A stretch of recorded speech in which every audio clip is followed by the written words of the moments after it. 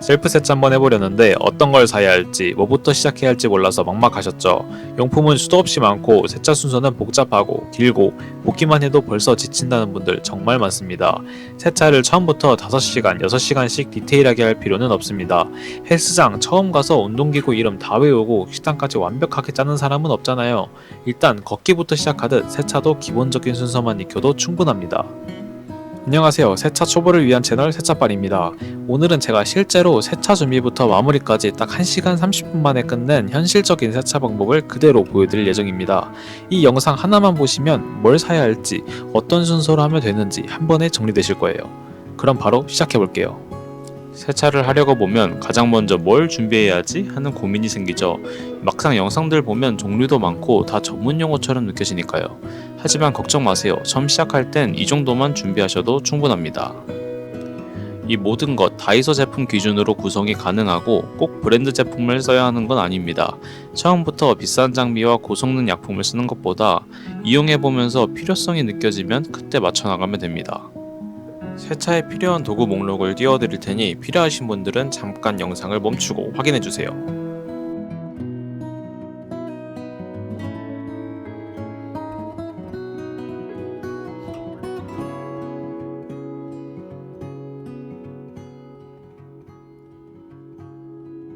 준비물을 다 챙겼다면 이제 본격적으로 세차를 시작해볼게요.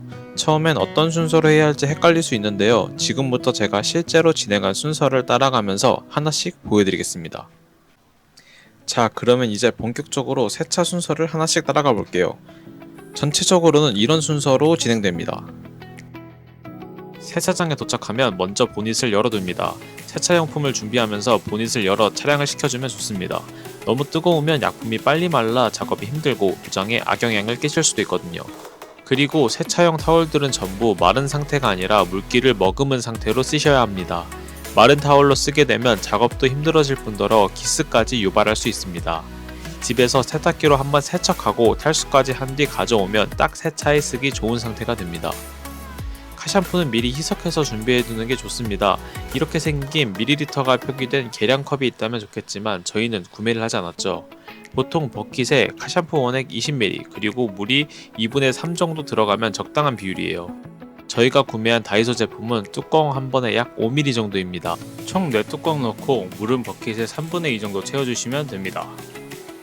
타월과 샤샴푸까지 준비가 끝났다면 이제 본격적으로 세차를 시작해볼게요. 세차 준비가 끝났다면 가장 먼저 차량 바닥 매트부터 꺼내주세요. 매트는 셀프 세차장에 있는 매트 세척 기계를 이용해서 세척해주시면 됩니다.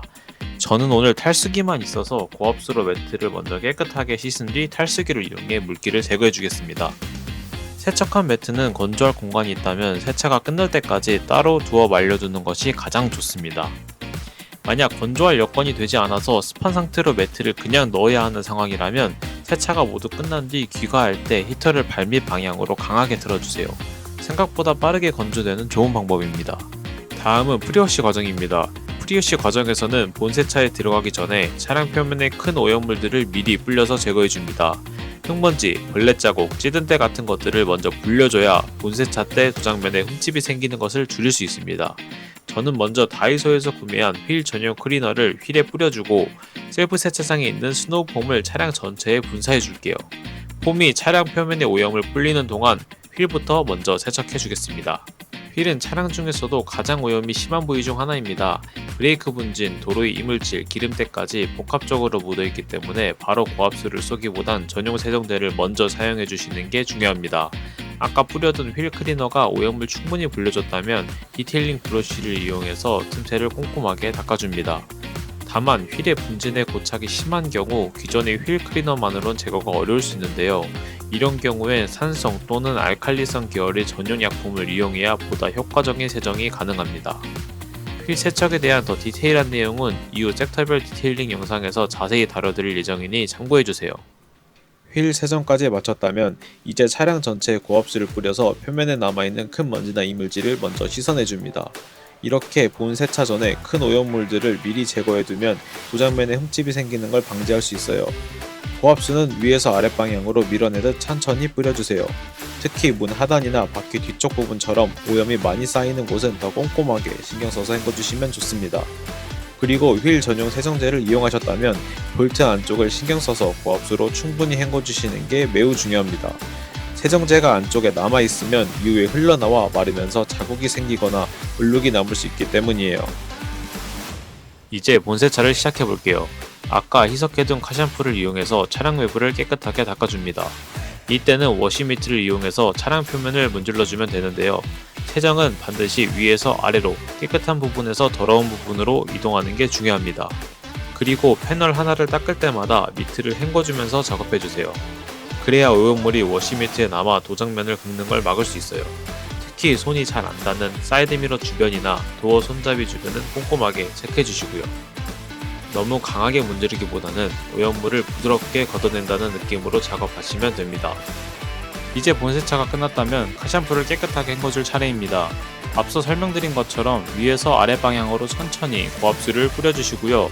거품이나 잔여물이 남지 않도록 꼼꼼하게 씻어내주시면 됩니다. 특히 사이드미러 주변, 엠블렘 틈, 도어 손잡이 안쪽 같이 거품이 잘 남는 부위는 한 번 더 확인해주세요.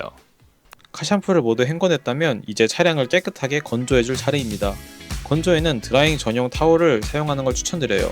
흡수력이 뛰어나고 도장면의 스크래치를 최소화할 수 있기 때문입니다. 만약 송풍기나 에어 컴프레셔를 사용할 수 있다면 틈새에 남은 물기를 먼저 날려준 뒤 타올로 닦아주는 것도 좋은 방법입니다. 하지만 아무리 에어를 많이 쏴도 주행을 하지 않는 이상 틈새 속 물기까지 완전히 제거하긴 어렵습니다. 그래서 영상 마지막에 다시 설명드릴 퀵 디테일러, 물왁스 작업을 통해 주행 후에 남은 물기를 한 번 더 제거해주는 방식이 가장 효율적이라고 생각합니다. 또 한 가지, 햇볕이 강한 날엔 물자국이 생기기 쉬우니 그늘에서 최대한 빠르게 건조해주시는 걸 추천드립니다. 물기를 닦아내지 않고 그대로 말리게 되면 도장면에 고착된 워터스팟이 생길 수 있고 이건 일반 세차로는 제거가 힘듭니다. 그러니 번거롭더라도 확실하게 물기를 제거해 주시기 바랍니다. 세차가 끝난 후의 코팅 작업은 선택처럼 보일 수 있지만 오염 제거가 아닌 차량 관리가 목적이라면 사실상 필수적인 과정입니다. 퀵 디테일러는 차량 표면에 얇은 코팅막을 형성해서 오염물이 덜 달라붙고 다음 세차도 더 편해지게 도와줍니다. 도포하실 때는 전체적으로 한 번에 뿌리기보다는 도어 한 판, 보닛 한 판, 트렁크 이런 식으로 나눠서 분사하고 바로 닦아주는 방식이 더 효율적이에요. 이렇게 하면 놓치는 부분 없이 꼼꼼하게 작업할 수 있고 뿌려진 코팅제를 실수로 닦지 않고 지나치는 일도 줄어듭니다. 특히 날이 더운 날에는 코팅제가 금방 말라버릴 수 있기 때문에 이렇게 나눠서 작업하는 게 훨씬 안정적이에요. 또 한 가지, 처음 퀵 디테일러를 써보시는 분들 중엔 너무 많은 양을 뿌리는 경우가 꽤 많습니다. 제품마다 권장량이 다를 순 있지만 보통 패널 하나에 4번에서 5번 분사, 보닛처럼 넓은 부위에는 6번에서 8번 정도가 적당한 양입니다. 무엇보다 중요한 건 분사 후 절대 자연건조 시키지 말고 꼭 닦아내야 한다는 점입니다. 닦지 않고 남겨두면 고착된 자국이 생기고 나중에 제거하기가 더 까다로워질 수가 있어요. 다음은 실내 작업입니다. 외부도 디테일하게 하느냐에 따라 차이가 크지만 실내도 그만큼 중요하고 차이가 큽니다. 우선 작업 전에는 차량 내부 짐부터 모두 빼주시고 바닥과 틈새의 큰 먼지나 이물질은 청소기로 먼저 흡입해주세요. 그 다음 본격적인 실내 세정에 들어가면 됩니다. 실내를 디테일하게 관리할 땐 디테일링 브러쉬로 틈새를 쓸고 필링 패드로 묵은 때를 제거해주며 실내 전용 세정제, 가죽 클리너, 보호제 등 다양한 약품과 도구를 사용하게 됩니다. 하지만 매번 이렇게 할 필요는 없습니다. 시간과 장비 모두 부담스러울 수 있고 실제로 자주 할수록 간단한 관리만으로도 충분히 깨끗하게 유지할 수 있습니다. 저 같은 경우 검정 시트라면 유광처럼 반짝이는 느낌이 심해졌을 때, 밝은 시트라면 때가 타서 어두워졌을 때 디테일한 청소를 한 번씩 해주고요. 평소 정기적인 세차를 할 때는 세정제를 타월에 뿌려 먼지를 쓸어내듯 가볍게 닦아주는 수준으로만 진행합니다. 너무 무겁게 생각하지 마시고 실내 타올에 실내 전용 세정제를 뿌려 먼지만 닦아내는 것부터 시작해 보셔도 충분합니다. 실내 청소가 끝났다면 앞유리와 뒷유리, 창문 안쪽까지 유리 세정도 함께 해주시는 것이 좋습니다. 실내 유리는 먼지, 담배 연기, 손자국 등으로 인해 뿌옇게 흐려지기 쉬운데요. 이걸 방치하면 주행 중 시야 확보에 방해가 될 수도 있습니다. 유리 세정은 유리 전용 타올과 전용 세정제를 사용하는 것이 좋은데요. 세정제를 유리에 직접 분사하기보다는 타올에 먼저 분사해 닦아내는 방식이 얼룩 없이 깔끔하게 작업하기 좋습니다. 이후 안쪽 유리는 마른 막타올로 한 번 더 닦아내면 잔사 없이 선명한 유리를 만들 수 있습니다. 이렇게 차량 외부와 내부, 유리 세정까지 모두 마쳤다면 오늘의 기본 세차는 마무리된 상태입니다. 하지만 여기서 끝이 아닙니다. 세차 후에 조금만 더 신경 써주시면 훨씬 깔끔한 상태를 더 오래 유지하실 수 있습니다. 틈새 남아있는 잔여 물기는 주행 중 바람을 타고 흘러나오면서 도장면에 물자국처럼 남는 경우가 많습니다. 그래서 세차장 작업을 마치고 집 주차장에 도착했을 때 한 번만 더 점검해 주시면 좋은데요. 퀵 디테일러를 이용해 물자국이 생기기 쉬운 도어 하단, 사이드미러 하단, 트렁크 엣지 같은 부분을 가볍게 닦아내 주시면 깔끔한 마무리까지 완성하실 수 있습니다. 이렇게까지 해주시면 단순히 깨끗한 차를 넘어 관리된 차의 느낌까지 살릴 수 있습니다. 생각보다 어렵지 않죠. 처음엔 생소하고 버거워 보여도 몇 번만 반복해보면 금방 익숙해집니다. 오늘 알려드린 건 정말 기본 중의 기본이에요. 더 디테일하게 세차를 하고 싶거나 코팅제를 제대로 써보고 싶다 하신다면 그에 맞는 제품과 방법을 하나씩 늘려가시면 됩니다. 꼭 비싼 장비나 고급 약품이 아니어도 기본만 잘 지켜도 내 차를 깨끗하게 유지할 수 있다는 거 오늘 영상으로 확인하셨을 거라고 생각합니다. 이 영상을 시작으로 앞으로는 조금 더 디테일한 세차 콘텐츠도 하나씩 소개해드릴 예정입니다. 세차가 막막하게 느껴졌을 분들에게 제가 러닝메이트가 되어드릴게요. 영상을 보시면서 하나씩 따라 해보시다 보면 어느새 디테일링의 고수가 되어 있으실 거라고 믿습니다. 혹시 궁금한 점이나 보고 싶은 영상이 있으시다면 댓글로 편하게 남겨주세요. 직접 영상으로 준비해보겠습니다. 앞으로 이런 영상들 받아보고 싶으시다면 구독 꼭 부탁드립니다. 오늘도 영상 끝까지 시청해주셔서 감사합니다.